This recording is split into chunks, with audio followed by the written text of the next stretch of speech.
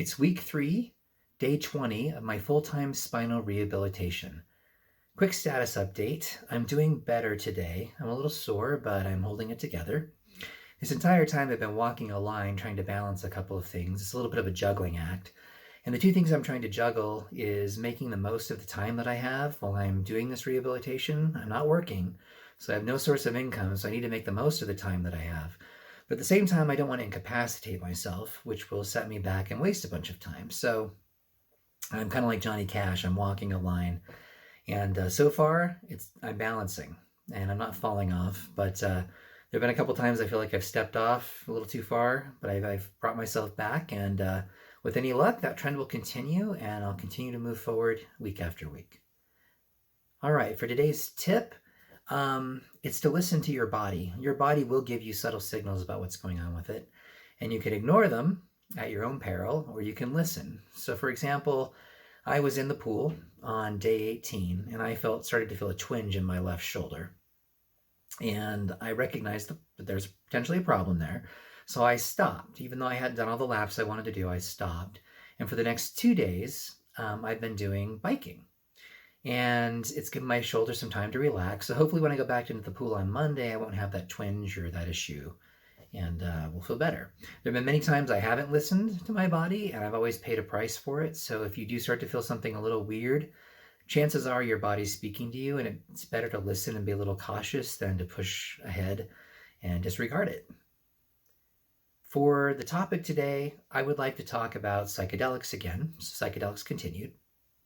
And I realized after my last video that I'm probably skipping over some basic terminology and ideas that most people don't have a foundation with. And so it's probably a good idea to step back and go over some of the basics and then walk you through what my experience was like in some detail, what I experienced and what I got from it. So you'll have a practical sense of what it means to take a psychedelic and what you can expect at a therapeutic dose.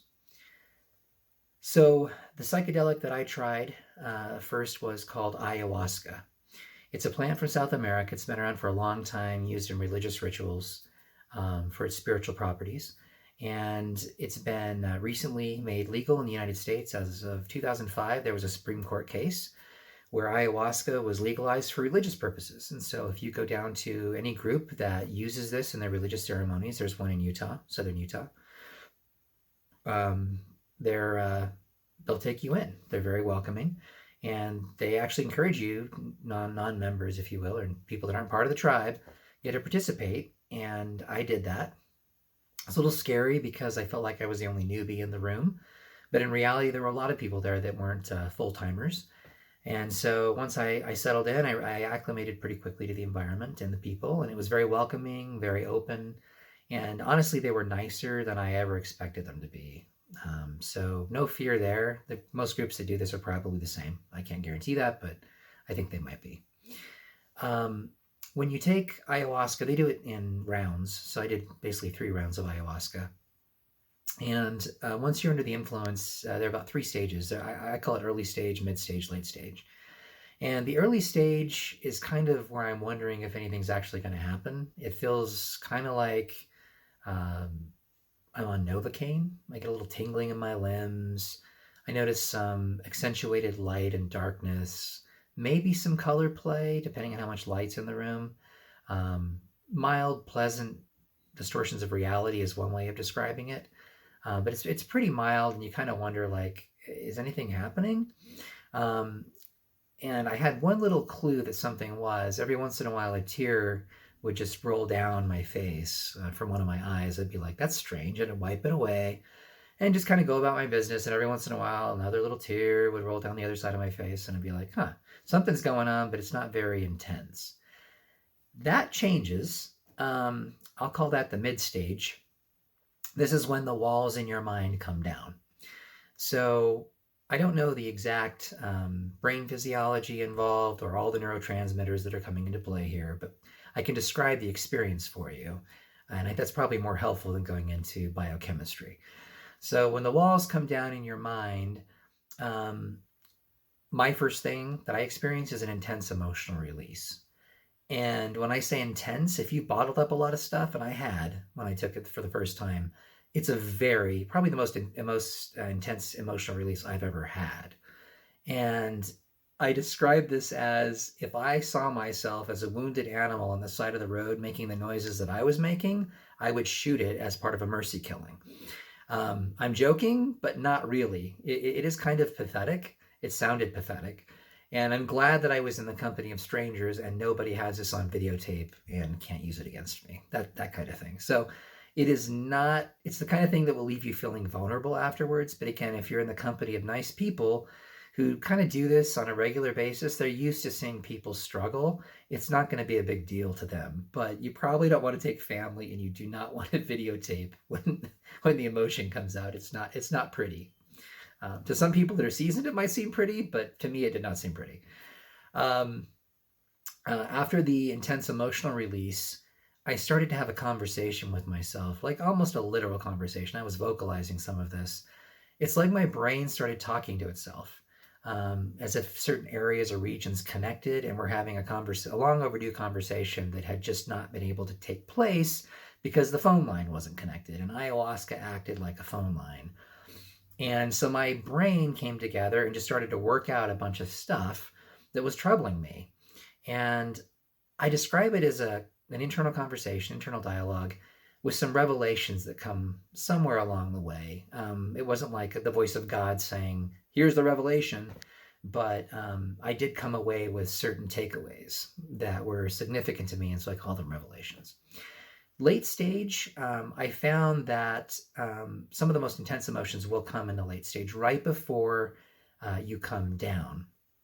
So that process that I talked about in early stage, when you start to see some accentuated light and colors, maybe feel some tingling in the limbs, that's called coming up. In the late stage, once that intense emotion breaks, kind of like a wave cresting and falling, that's when you're coming down. The early stage of coming up can take about 45 minutes to 2 hours, somewhere in that range. And coming down can take 1 to 2 hours. I find the coming down experience a little more pleasant than the coming up experience because it's like kind of like, thank God it's over feeling. There's just a sense of relief. And so I like the coming down stage better than the coming up. That's my personal opinion. And so once the wave breaks and the emotion's over with, that's when I would kind of catalog what I learned from my experience. And I want to share one of those revelations that I had under the influence of ayahuasca. One of the revelation I received was that I can no longer guard my ego. So one of the reasons I'm able to make these videos and talk about things in a very frank way, without protecting myself or worrying so much about how my image is going to come across to other people, is because of the revelation I had on ayahuasca, which is I can't guard my ego. So here's an analogy or a metaphor for you. If you've ever played the game of Risk, if you're losing, at some point you're down to a single country and the rest of the world is allied against you. One guy has all of his armies on your border. You've got all your armies, which are probably pitiful at that point, pointing outward to defend yourself. And your ego, what you are at that point, feels small, it feels weak, and it feels kind of defenseless. And when you're in that state, it's very natural to be narcissistic, but not narcissistic in a sort of self-promoting way where you think you're the best, you're better than other people. No, it's probably the opposite. You think you're worse than other people, not worth a whole hell of a lot. And in that state, you become very protective of what you've got left. It's all you've got left, this little plot of land with your pitiful armies. That's all you've got. And so you kind of hunker down and become a narcissist of sorts. And what ayahuasca did by revealing how futile it was to try to defend that little plot of land the way I was defending it and protecting myself from the big, bad, scary world, was to open my borders and let me out of that little plot of land. I didn't have to fight my way out. Well, I kind of did. But it allowed me to kind of lay down my arms, open up my borders, and walk out into the broader world again. And hopefully that metaphor is helpful, but that is exactly what it did. And so there were other revelations that I thought were significant, but that was one that I just felt was the overriding takeaway from that first session, is that you're pretending to defend this little plot of land is a ruse. You're not. You're not winning. There's no chance of you winning with the current strategy. So why not go a different direction? Why not just lay down your arms and walk out and embrace your brothers? and sisters in the world and not be afraid of them anymore. And that's what I'm trying to do with this experience and with sharing what I do over these videos. So now that you kind of have a sense of what it's like to come up, come down, and go through those stages of being on a psychedelic, I have a couple of words of caution for you. Some psychedelics will induce nausea, and ayahuasca is notorious for this. Some people call it the beast. It's kind of a love-hate relationship. It often makes you feel nauseous, and it's very common to purge under the influence of ayahuasca. Now, if you saw a video of this, and they're available on the internet, and you see a bunch of people wailing and throwing up in buckets when they're under the influence, you'd think they're nuts and count me out. I don't want any part of this. And I wouldn't blame you. But the purging, the physical purging, the vomiting, is really just a manifestation of what's going on with all of the emotions and the pent-up garbage that's inside of you that needs to come out too. And it all comes out together. It's not a pretty sight, but it's a necessary thing that has to happen. Now, there are more mild psychedelics than ayahuasca. Ayahuasca is sort of the beast of the family. Ketamine will also cause some nausea, but if you take it in a clinical setting, they will give you an anti-nausea medication to help mitigate the symptoms. So just don't go into this thinking you're going to see pretty colors and interplays of light and dark that are beautiful. No, that will be there probably. You're also going to have some really intense emotional experiences, which can be kind of brutal. And you may experience some nausea and vomiting depending on what you're taking. So just a word of warning, this is not for the faint of heart. And what will become immediately apparent to you is that this is not a recreational activity. If you're taking it at therapeutic doses, typically, it is work. It's hard work. It can be kind of humiliating and vulnerable work. And so don't go into it expecting a vacation or a good time, because you're probably not going to have it. The other word isn't so much a word of caution, just as a clarification of misconception. One of the reasons people object to psychedelics is a misconception that they're addictive, and they're just not. There's nothing inherently addictive about ayahuasca or really any of the psychedelics that you might take. People can still use them for recreational reasons, but it's not heroin, it's not cocaine. You're not going to feel a response like a dopamine release that's going to make you want to take it again and again and again. They study this stuff with like lab animals, and they don't respond like they do to cocaine and heroin. So they're not addictive.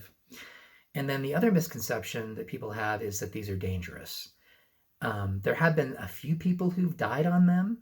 A lot of times that's because they're not in a safe environment when they take them. You'll want to be in a place where you're safe, off the road, not driving, nothing like that, in a location where you don't have to worry about your physical safety. That's important. The other thing is you don't want to take insane amounts of this. I think there have been a few people that have died when they've taken, insane amounts well beyond anything you'd ever take for a therapeutic dose or even recreational dose. So those are really the only risks that I'm aware of. Again, I'm not a doctor, and if you consult doctors, they'll probably tell you some of this stuff's illegal.